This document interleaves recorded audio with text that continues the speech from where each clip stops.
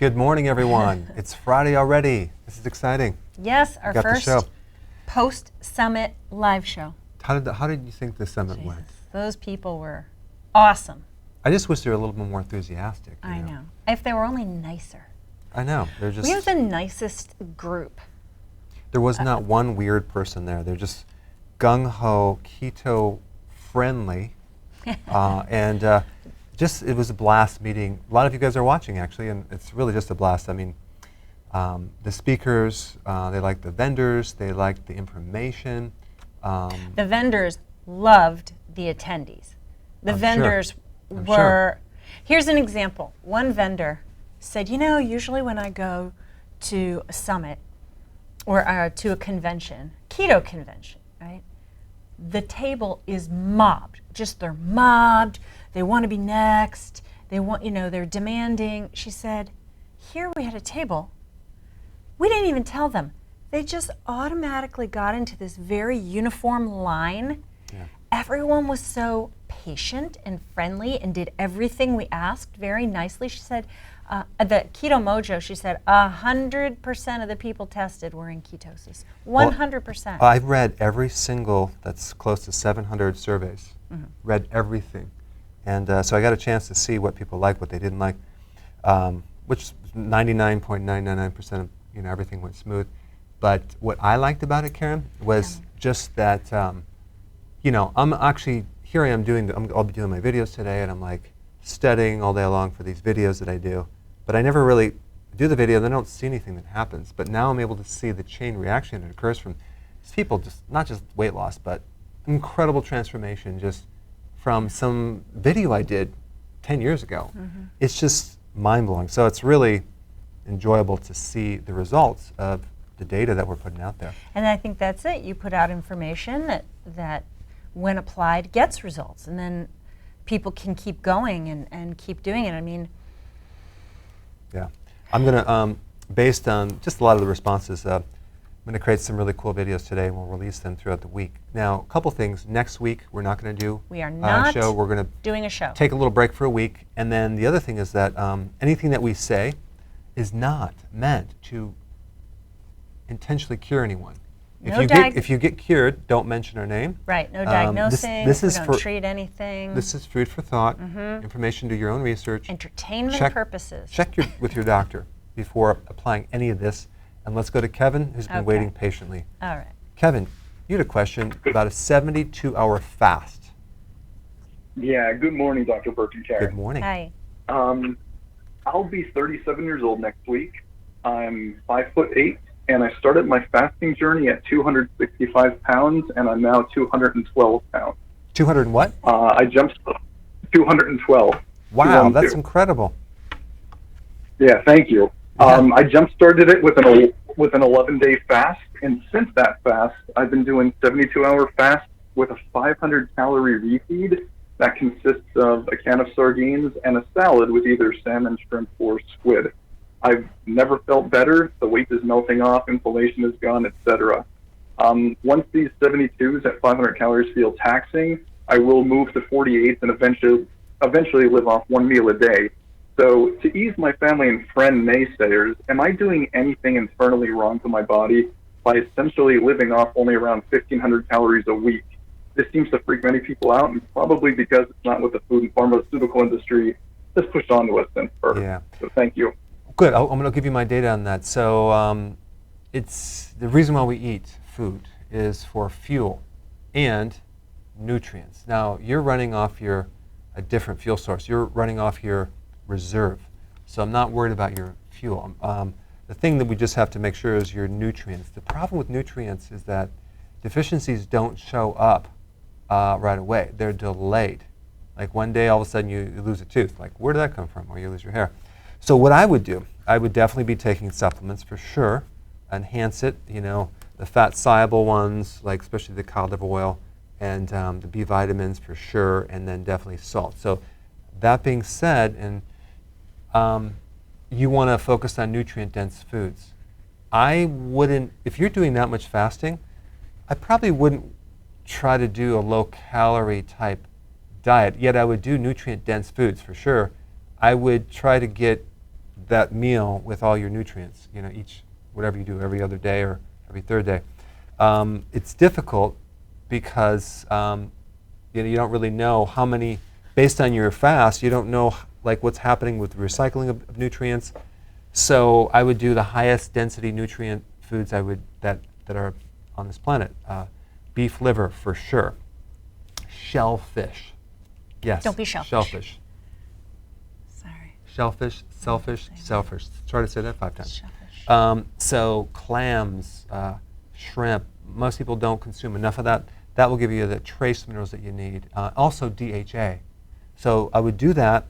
I would definitely want to get your vitamin C from and your minerals from some huge salad. You're not going to have to worry about carbs with that because it's going to be really low. But I am going to do a video on calorie restrictive eating, which is related to longevity and animal studies. So stay tuned for that data. But that's my opinion, Kevin. I would, if you're going to do that lower calories, you're going to have to enhance with a good amount of nutrition and make sure you cover all bases. Thanks.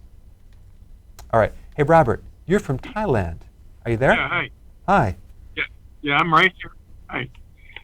Well, to pare it down to one question is not going to be easy, but I'll do the best I can. I have cardio. I was in Rome in April, and the next thing you know, I had open heart surgery there for 2 months. So I'm back home now, and I was told I have cardiovascular disease. Mm-hmm. And I've done some research. I just want to know if you really feel that it can be reversed or slowed down.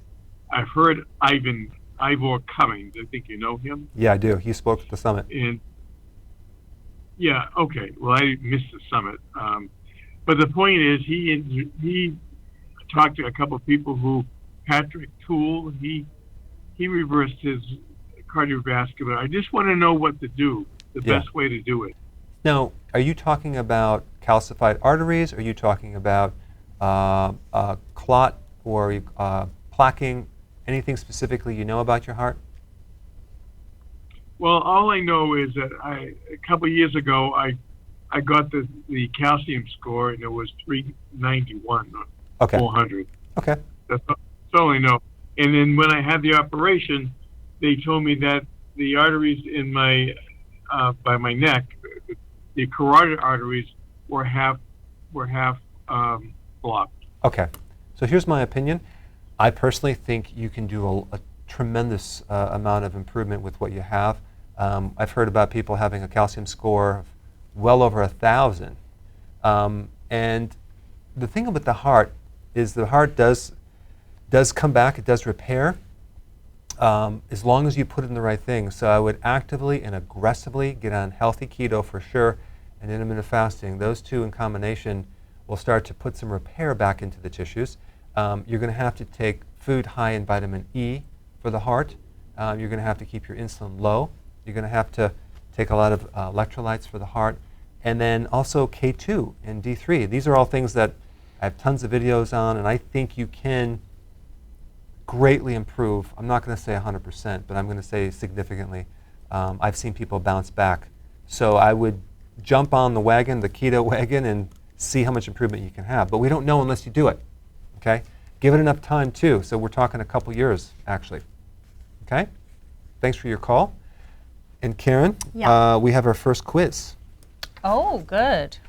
So what do you think is better on keto? If you had to choose between a tomato and a carrot, which one would you do? Wow. You like that one, don't you? I do. So let's see what you guys have to say, and then we're going to go to Karen for some social media. Yeah, well, first I feedback. have to say, I don't know if he's still here, but Ian's watching. Hi, hey, Ian. Which I don't know that you should be watching right now, but maybe you just turned it on for a second. So everybody on Facebook should say hi to Ian. But okay, so so Roger on Facebook wants to know, will manganese help with his joint inflammation? It's a good, it acts as an antioxidant. It's involved in different enzymes. And it's also good for connective tissue in joints and muscle achiness. But here's the thing. I don't know if you're on keto or not, or if you're doing intermittent fasting, that would be the first thing I would do. Assuming that you are doing that, I think manganese would help you. There's a couple other things that I would recommend for inflammation. One would be boron and also vitamin D. Those are two ones that are no-brainers and they seem to work. But manganese is also good for connective tissue stuff, especially if you have like flat feet. It's really good for that. Okay? Okay. All right, Karen. Okay. So how long do we want to? Immediately. What do we got? What kind of answers are coming in? Okay. Well, mostly there are some carrot, but mostly it's tomato. Really? I'm gonna say. What do you think, Karen? You see, tomato might have less sugar, but a carrot has way more fiber.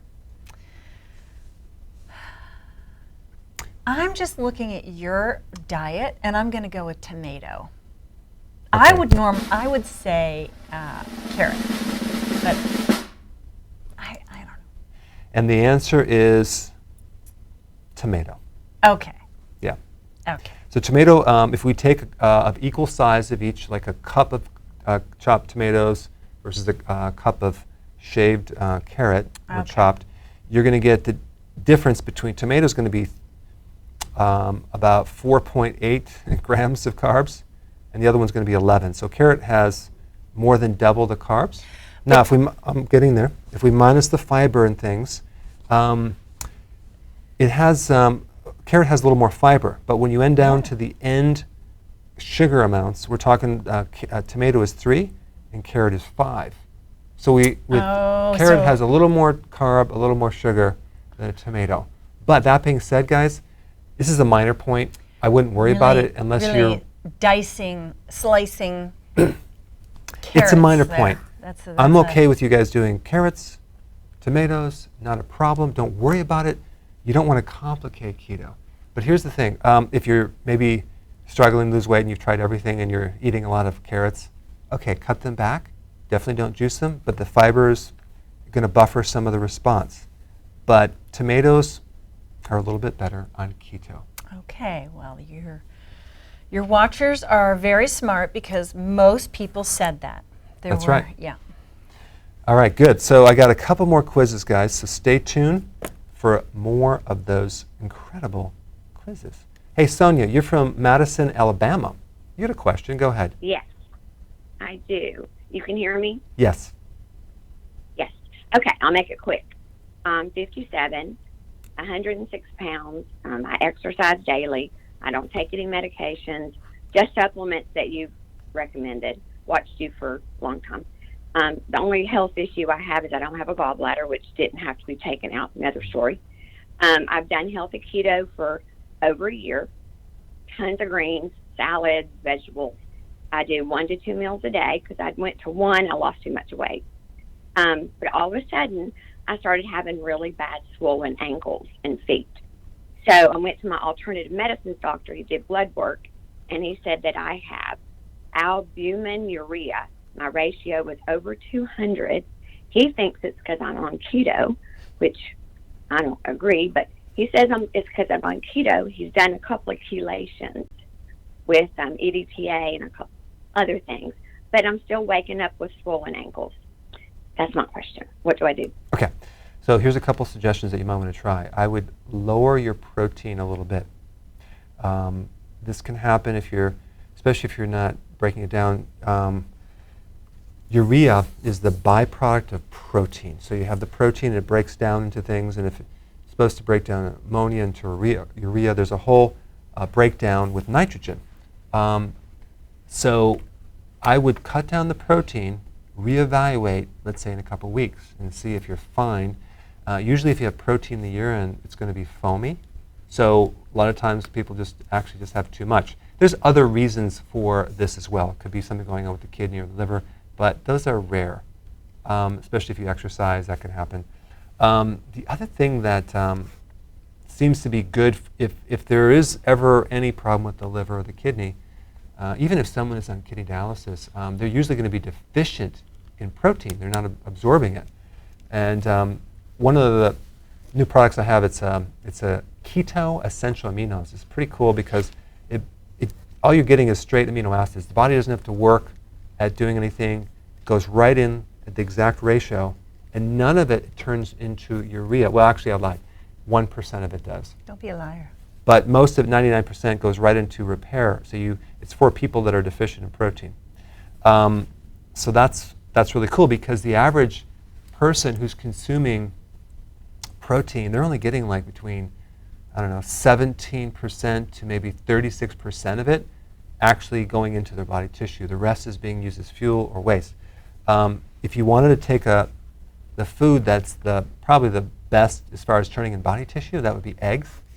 So that's what I would do, and then cut down the protein and reevaluate. Make sure your vegetables are high at the same time as well.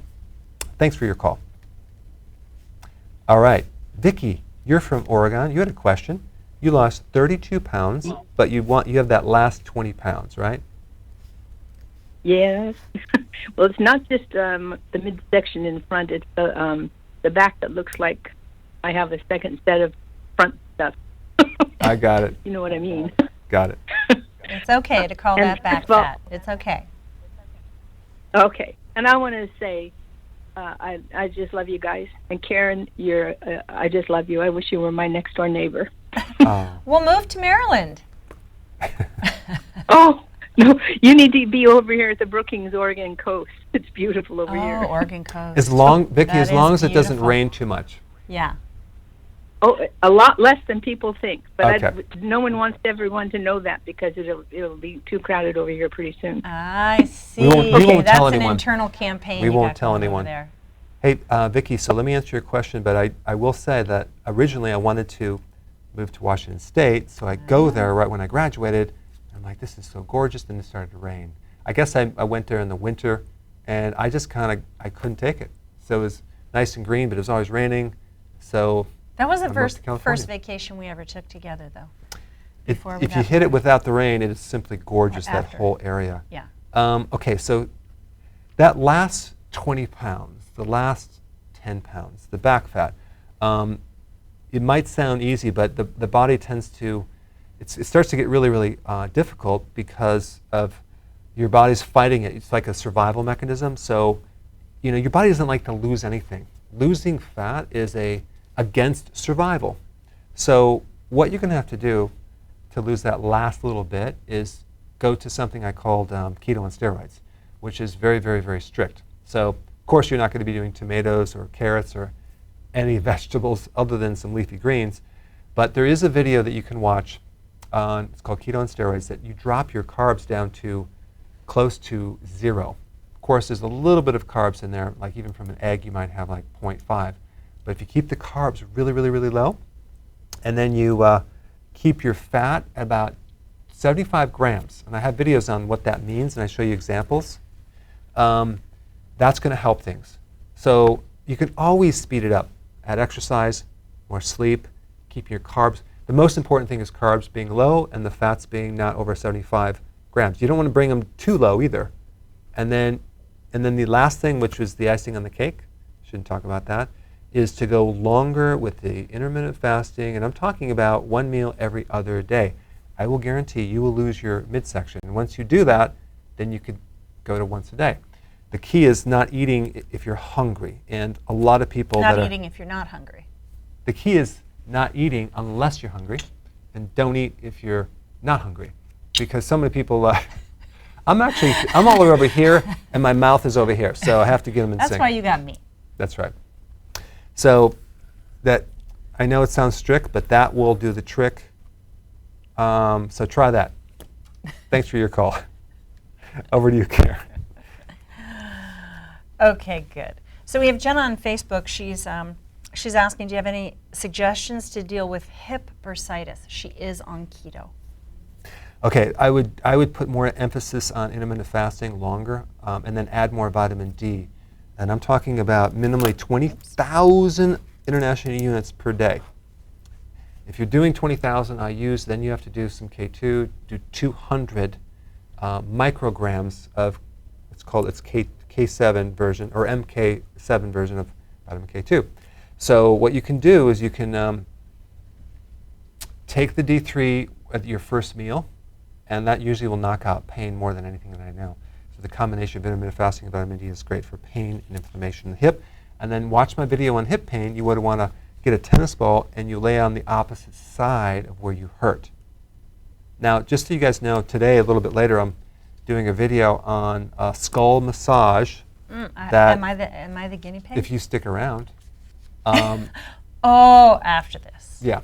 It's going to be the most incredible technique. You guys got to watch this video. You need someone to do this on you, but I'll stick you around. will literally want to get it done on a daily basis because it's going to make you feel so relaxed. And I've never shown anyone this technique ever. Including I've been waiting me. until this today. No, I haven't shown you Wait either. a minute. This is wonderful. You'll feel so wonderful. It should happen every day. I only did it in my practice. I never revealed this secret information. So stay tuned Okay. in the next couple of days to watch this video that I will record today on Karen. Okay. My skull yearns for such a massage. I know. Steve, well, I'm just. You can watch the video and then learn from this. Roger. Roger. Okay, more of social media because you're Okay. hogging over there. Okay, go ahead. Okay, so Lauren on YouTube says, do nut flours zap your minerals or vitamins? She just says minerals, but. Well, funny you asked that because there's certain nuts that have phytic acid, the worst being the Brazil nut. So people are taking selenium. This is another video, okay? If you take selenium for your thyroid, and you say, oh, I'm going to get it from my Brazil nut. Oh, really? It's the highest amount of phytates, or phytic acid, which is going to block selenium, zinc, all these other minerals too. So, yes, they Hold can. on. So people eat Brazil. I love Brazil nuts. People eat Brazil nuts for their selenium. Unless it you has something- soak them overnight, germinate them in water, and then dry them out and consume them, you're not going to get a lot of selenium, unfortunately. I'm sorry. Wow, I'm really sorry about that's that. a false advertising then. It is. A little bit of information is dangerous sometimes, Karen. Seafood. So good thing we don't make any general statements here. Okay, good. So what was the answer to that question? Well, yes and no. Depends if you germinate your nuts. Okay. Soak your nuts. Now, the other thing about that, Karen, is you also have almonds, which is very high in oxalates, which will block calcium and magnesium. So yes. So, but here's the thing: you're not going to. Very few people consume raw nuts. Usually, now sometimes they do, but sometimes they get them roasted, which you are going to destroy the good amount of the phytates and the oxalates. But typically, you're going to have them, like definitely. What's the other one? Pistachios, for example. You're not going to eat them raw. You're going to have them roasted, right? Right, but I do want to bring up a point because this is Raw peanuts? No. Oh, those are like erasers. Did you ever eat a raw peanut? It's like Not in the last 24 hours. eating an eraser.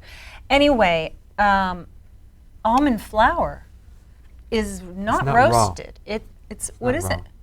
it? It's roasted. Or boiled or something. Yeah, it's not raw. So But I think people consume a lot more almond flour than they would consume almonds, that's a correct statement, Karen. right? So that's just something to watch. And I say that because I noticed that for myself. Oh, well, that's a good observation. Very good, Karen. Sarah, you're from Oh. Los Angeles. You had a question. Go ahead. Hi, Dr. Berg. I just wanted to say thank you first for your videos. My husband's lost 25 pounds in the last 8 weeks, and he's doing great.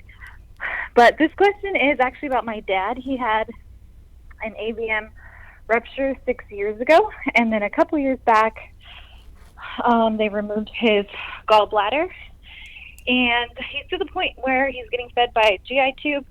But my mom can now start feeding him, like she could blend something up, give it to him, and he's always hungry. I figured keto could help with that, although that's not the most important thing. I'm sure it just helps his health overall. But my question is, what would you suggest for someone? He is pretty much in bed or wheelchair most of the day. He does go for some therapy, but someone in his situation who is pretty debilitated, has some brain injury, and no gallbladder. What would you suggest for him Right. starting off? Well, other than the brain injury and the gallbladder and that he's bedridden, other than that, is he doing pretty good? No, I'm just kidding. Now, here's what I would do. Here's what I would do. I would do MCT oil. MCT oil will bypass that mechanism, the metabolism, and feed his mitochondria, and that will help him greatly. Also, MCT oil doesn't need the bile, so it goes right into bypasses that fuel, so he'll do much better with that. The other thing is, because he's not mobile, he's not going to have to eat a lot of calories, so I would definitely do intermittent fasting as long as he could. Probably 1 meal a day to start out with, and then maybe even go longer than that. So he's doing intermittent fasting, completely keto. I think you can see some serious healing going on from that. And he might need some bile salts and some enhancement from nutrition as well. Try that, Sarah. Can you hear me okay? Yes, thank you. I appreciate You're it. welcome. Sure. Okay, bye-bye. All right, Karen. Okay, so we have Pearl on Facebook. She's asking, does MCT oil increase cholesterol? No. No, it doesn't. It doesn't turn into cholesterol. It's used as fuel. It doesn't turn into triglycerides. It doesn't get stored as fat. And so I would not worry about that. Okay, good. And then we get this every single week, but why not repeat it every week? Do electrolytes and wheatgrass break a fast? And then also, I don't know, am I on? Oh, no one's paying attention out there. Anyway, and then after that, do creamers and coffee break a fast? Okay, so the first question is related to Electrolytes and wheatgrass juice powder. No. These supplements that you take are not going to break the fast. I would not worry about them at all. Creamers, like, are you talking about like just cream itself? Like half and half.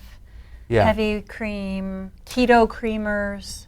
Here, it's kind of like this. When you talk about breaking a fast, we're talking about, sometimes it's confusing, like, because the whole purpose is to lower insulin, right?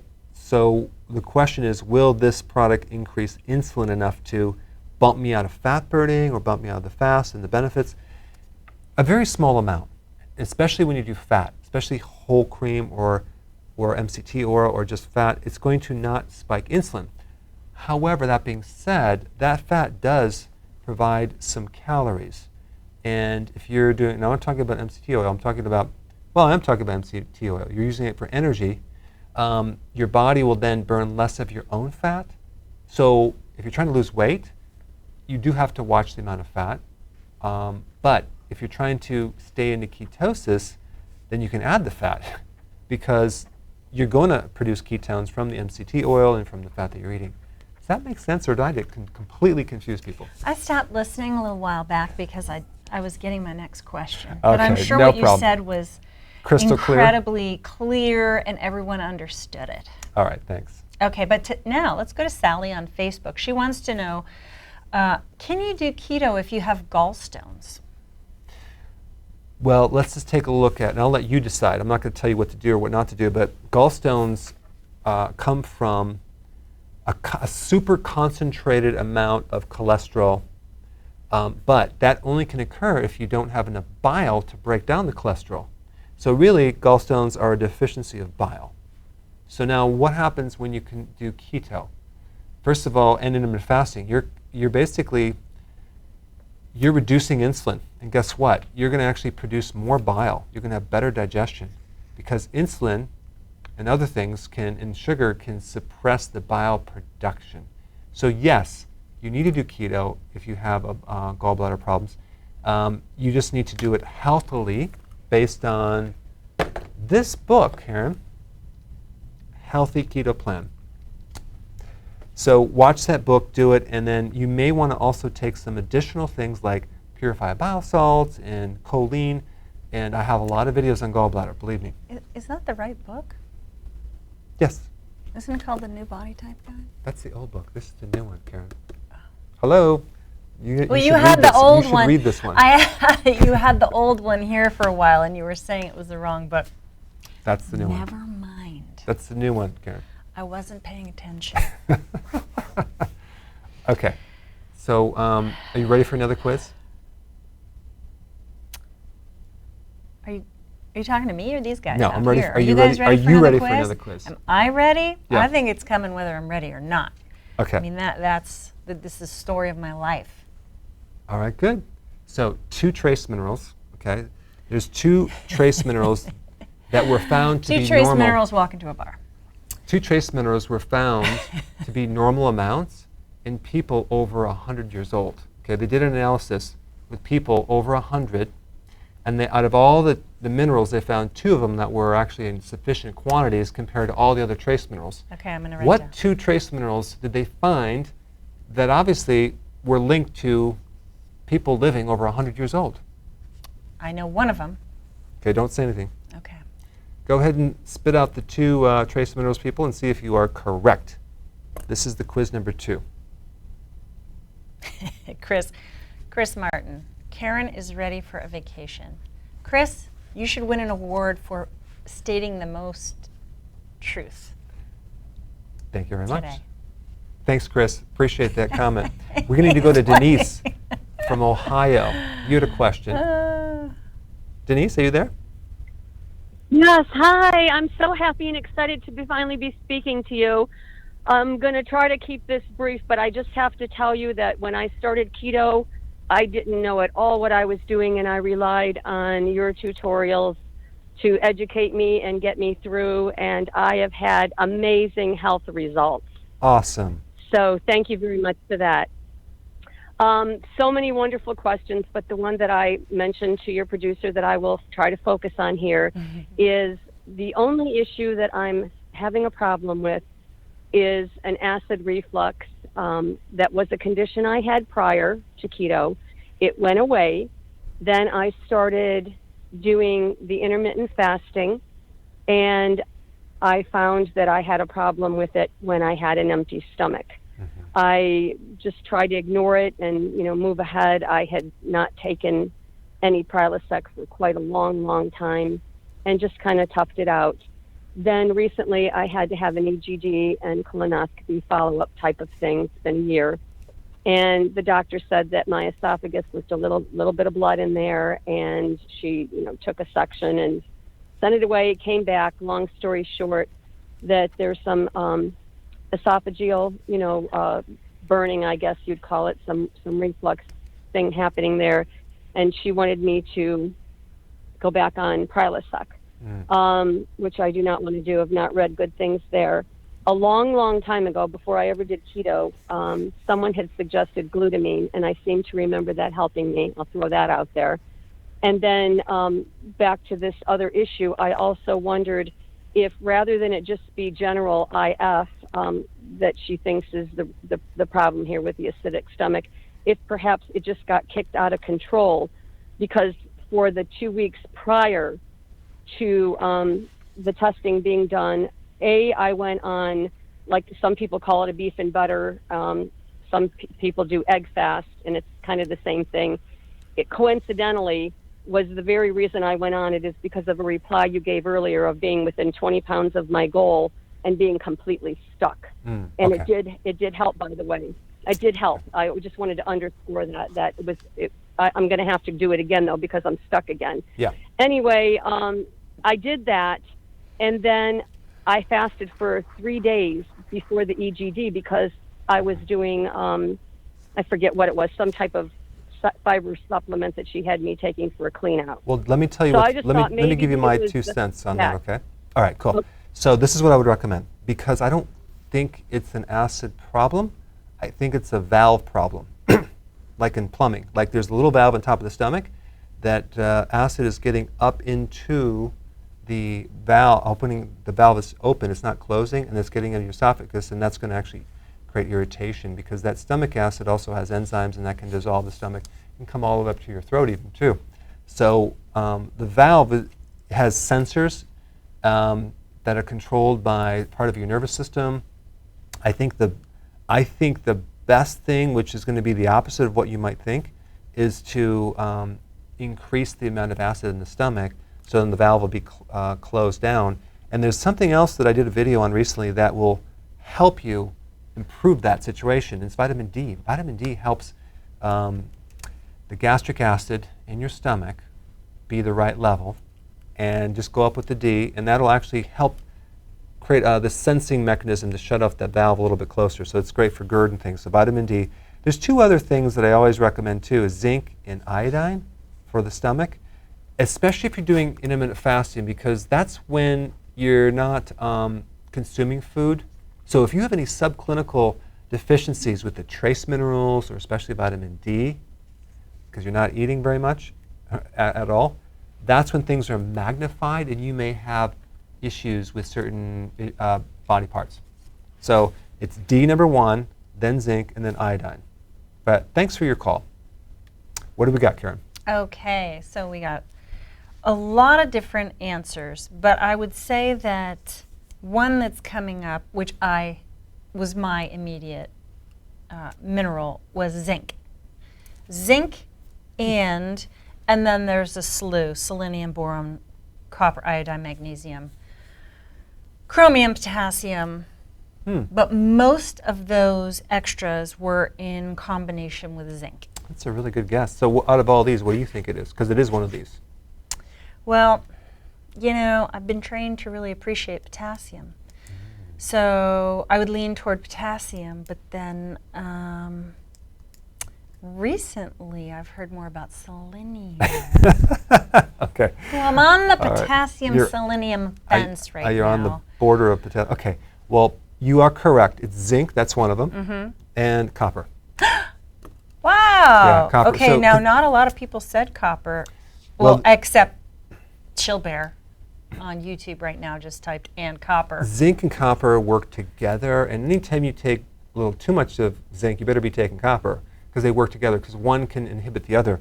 But what's interesting about these two minerals is that they're involved in so many different chemical reactions, especially in the repair enzymes for the DNA. So they're involved in longevity genes and repair. So obviously, if you guys just realize if you have enough zinc and copper in the right ratios, you're going to have more repair, less DNA damage, regardless of what happens.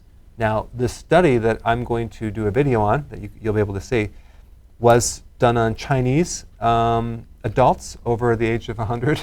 So they're in China, and their diet was, a good portion of it was seafood, fish, which is interesting. Right, We because keep coming immediately full I would circle. say rice. Well, that too, but they've consumed a lot. They analyzed it, and they said, you know, you're getting a lot of zinc from the seafood. So it's really hard to prove this exactly. It's correct, but there seems to be some associations.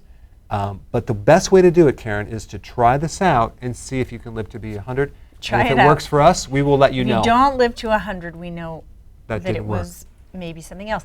Now, we know we talked about this for the last few weeks. Zinc, seafood, shellfish, the whole thing. Now, what about copper? If these guys want to get copper, and then you said in the right proportion. Well, how do they know what the right proportion is? Shellfish. Shellfish. Shellfish. Shellfish. It's all in Yep, shellfish. absolutely. You get these. You get iodine. You get selenium. You get zinc and copper. So that would be number one. You want number two? Eggs. Well, You're that's gonna easy. put eggs, and then beef, and then liver, and things like that. But shellfish, fish, eggs, things like that, very important in keto. If you were to add anything to keto, I think I would add some shellfish on a regular basis. Okay? Okay. So I have this interesting question. If I can read my handwriting, you're going to hear what it is. Go ahead. Okay. And you have to explain what this is, because only some people are going to know. Does scarring alopecia have anything to do with too much protein intake? So first you have to describe what that is. Okay, so alopecia is autoimmune, where you're involving your hair patches. You're losing your hair in different places of your head. And obviously people have scarring that's going to inhibit the ability to grow hair. So what I'm going to recommend, the best thing for that, hands down, is selenium and also especially zinc together. Those two are very powerful antioxidants that counters Hashimoto's, which is usually involved in that, and you can also get it from lupus and other autoimmune. But the point is that we keep coming back full circle, Karen, to the trace mineral again. So Brazil nut, we talked about that. We did talk about that. So you can soak your Brazil nut if you want overnight with water, Your nuts. or you can do the shellfish, or just take it as a supplement. But zinc and selenium, top of the list. That's the remedy. And I don't. It's not going to be too much protein. That's a whole different video, which I will be doing. Okay, good. You find a good one. No, I have one. Okay, go ahead. I have one here. So someone, I didn't get, I think it was a YouTuber, so sometimes you don't have the names here, said that, well, anyway, their nutritionist told them that toddlers need carbs in order to be healthy. And then made a comment about, is there some way without pasta or toast? Now, I don't know. Did the nutritionist say carbs equals pasta and toast, or are carbs different? But the question is there any different need for carbs in a toddler than anyone else? Well, there's no such thing as an essential carbohydrate. That being said, I mean, I'm not opposed to having a small child having some sweet potato or a yam or some fruit. What I am opposed to them doing a lot of, or any sugar or grains, things like that. So, I mean, kids are going to want a little more carb. Okay, fine. But that's what I would stick with at this point. And that's all I'm saying, Karen. That's all I'm saying. What are you saying? I'm saying I'm going to go to Hollywood, Florida for Maria. She's been waiting patiently. Okay. Are you there, Marie? Yes. Hi. Hi. Yay. Thank you so much. Hi. Okay. So I work in addiction recovery. So I'm working with people in early recovery in treatment centers. And I had watched your video recently and learned about this amino acid therapy, which led me to research that, and I found some really great information online. So I'm reading, and it's right in front of me, and it's talking about this ideal diet for those in recovery, and it talks about it's advisable to eat protein and complex carbohydrates every 3 or 4 hours. And so, like, all the other information seems really great, except that. So it seems to go against everything that you talk about. So I don't know if it's different for people in early recovery. I do notice there's a really high correlation between. I mean, most of these people are like sugar addicts, and I have a theory about that. A lot of that actually being precursors to some of these addictions. That seems to be their first drug of choice. So I'm really trying to learn because this is a big missing piece in addiction recovery. So let me give you my 2 cents on that. Okay? Yeah. You ready for this? Are you sitting down? I'm. Okay. If you do any searches on anything related to keto, nutrition, there's like 3 websites that come up. 3 websites. They dominate. They're dominating. And if you read these websites, I'm not going to mention their names, but I'm like, where do these things? Where do these websites come from? Just out of the blue, and it's just all the information is not that quality. And that's all I'm going to say. So you're going to get random.com. You're going to get random information that is really not based on people trying this out with thousands of people like we're doing on a daily basis. So I'm going to tell you that information is incorrect. Because as soon as you take someone from an addiction who has a serious blood sugar issue behind it, insulin resistance, and they have other cravings as well, but what's happening is you put them on that frequent meals, now you put them right into hypoglycemia, because you're going to keep spiking the insulin, it's going to come down, blood sugar issues, it's going to worsen the situation. You want to go do healthy keto, you want to start lengthening the time to eat. As far as complex carbohydrates, that can mean grains, and that's who's pushing that. You want to do vegetables, a lot of vegetables. There's some key nutrients that you want to give these people. Definitely a lot of nutritional yeast with B1, and the B vitamins, B3 and B6, vital. B12, they will feel so much better with that. And then also vitamin D. It's really key. And then the last thing is MCT oil. That will feed their brain. They'll actually have really a happy brain because it'll bring them up. And also, you want to do DHA for the brain as well.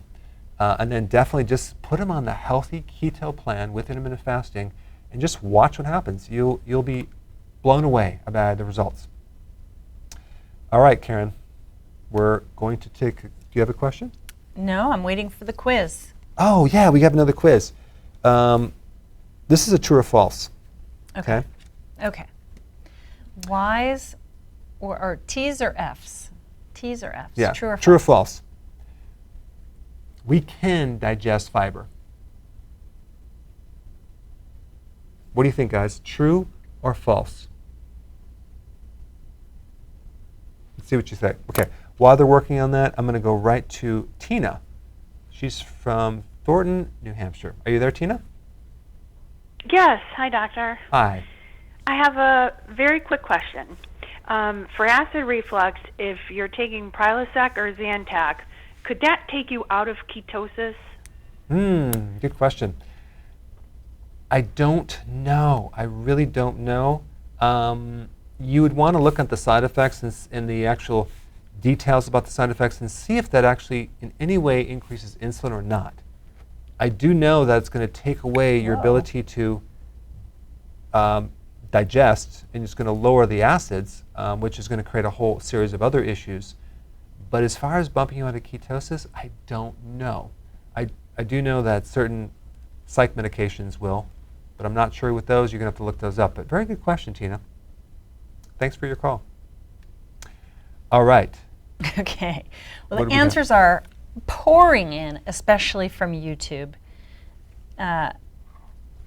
These YouTubers are like Johnny's on the spot. Now, it is mixed on YouTube, but a lot more false. Interestingly, there are several people on Facebook that say true and false. So, and just in general, fewer people answering over there. So I would say that more, there's both, but I'd say there's more that say false. Okay. So for those of you that just popped on now, we're asking people, is it true or false? Our bodies can digest protein. Is that true or false? I'm going to say true. Okay. Well, the answer is it's false. Oh. But what about microbes eating the fiber? I'm getting to that. Oh. We can't digest fiber. Oh, our bodies, you said. That's right. We can't digest fiber. It's the aliens that are living in our gut, the microbes. Well, you see, I am all-inclusive here, and my aliens are my microbes. So I you're consider taking a part them of as my part of environment. your family. Right. Okay. Well, the microbes are some other creatures that basically inhabit all over the place, and you have more of those guys than you do your own cells. But the point is that it's the microbes that will take care of the fiber. We don't have the enzymes to do that. The microbes, do you know what the microbes do to this fiber? When Digest they eat it. Do you know what they give us in exchange? They give us gas. I mean, a gas. They Thank you for sharing. They don't give us gas.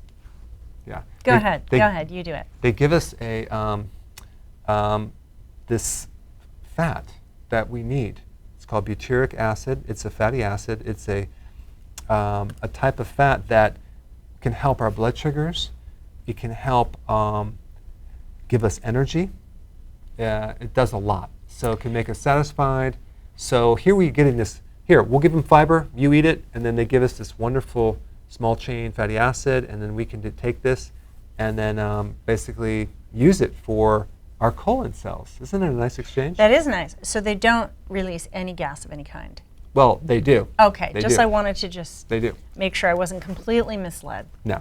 Okay, good. No, but they also contribute to the kind of the layer, like the mucosal barrier, that help protect us against other things. So we really appreciate those microbes. We do. And while we're talking about that, because we get this question every single week too, if you don't have enough of those guys, if you don't have team colon microbes, and you eat a lot of vegetables, what can happen? Well, if you don't have those, you don't have them you're going to create maybe some unnecessary fermentation that's out of balance, and to a situation where you're going to have a bit of undigested fibers and maybe over-digested fibers. What's that going to feel like for the person who's bloating, watching? diarrhea. It could be diarrhea or severe bloating or gas. Right. Okay? All right, good. So let's go to Heather from Boston. Are you there, Heather? Hi, I'm here. Hi, what was your question? Hi. So I'm 49 years old. I've lost 60 pounds with keto. Wow. My hair has become very thin. So I'm questioning, I see a lot of your trace minerals and your hair formula. What is the significant difference between the two? Because I see a lot of similarities, and what should I do to help get my hair back to have some form of, thickness back to it or something, because it's just so thin now. Okay. I think the best thing would be to take actually something else called my hair formula, because that has a combination of the vitamins, the minerals, and some other things to help if it's another situation, which I'm not going to get into. But the hair formula would probably be the best bet, and there's a lot of people getting great results on that. Now, the difference between the trace minerals and the sea kelp that I have, you did ask that question. I read that, what's the difference between the trace mineral and, I thought it said sea kelp, but it says hair formula. Yeah, well, the hair formula just has additional ingredients that go beyond just trace minerals. These trace minerals are there to help you with protein. And people think protein is like, like hair, nails, and muscles, but enzymes too. And enzymes that actually help build up body tissue. And so many people are deficient in that. So the trace minerals don't have the other things in the hair formula. So I would stick with the hair formula. The trace minerals are good in general just to get the trace minerals because they're not in our food. The other product I have that has some good amount of trace minerals, which I really like, is sea kelp, but it's heavier on the iodine. But sea kelp has amino acids in there. It has B vitamins. There's vitamin C. It has a whole bunch of other things in the trace minerals and actual minerals. But the trace mineral itself product is only trace minerals. So that would be the difference. So I would stick with the hair formula. Thanks, Heather. All right, Karen. Okay, a couple questions here. What about if you say, you're talking about bran or just fiber, I should say. So some people consider fiber to be bran, like wheat bran, corn bran, oat bran. Yeah, that's fiber. So then would you say that people can eat that? No, because that is loaded with phytic acid. It's going to block your zinc and your selenium and your other minerals. And also, usually when people do bran, they want to do other grains or other component parts with the grains. And there may be some gluten in the bran, but the point is that you want to get your fiber from vegetables. Okay, good. And then someone has been asking about arrowroot. Is it keto friendly? It's not really keto friendly, but if you're making a recipe, we made the recipe, and you have very small amounts, I mean, it's going to be like a minor point. Yeah, it's going to be a minor point. Just realize, guys, when you do keto, you're allowed 20 to 50 grams of carbs. So realize that. And so when you add some carbs, some arrowroot, a small amount, you have some wiggle room there to play with. So that's my point on that. Everything has, like all those flours, you're going to run into some amount of carbs. Even almond flour has carbs, but arrowroot has a little bit more. So really depends on, you got to look at the whole picture and how much and make a judgment it's call. usually just used in a teaspoon, maybe a tablespoon. I have seen a recipe where you're using a cup and a half of arrowroot to replace something else. That's different. That's different, and that's just way too much. And plus, you're using a tablespoon or a teaspoon for all the bread. You're not going to sit down and eat the whole loaf of bread. Well, you might, but normally you shouldn't. First, I'm fascinated that you said that, because I was looking over there at that bread in our house doesn't last long, but it is a whole family. Well, the problem is you just make it too good, and I can't resist it. Okay. Now there are some questions I'm just going to say here. There's questions that we're never going to answer, and those are how to treat a diagnosis. If you say, how do I treat my blah blah, we're never going to take those up.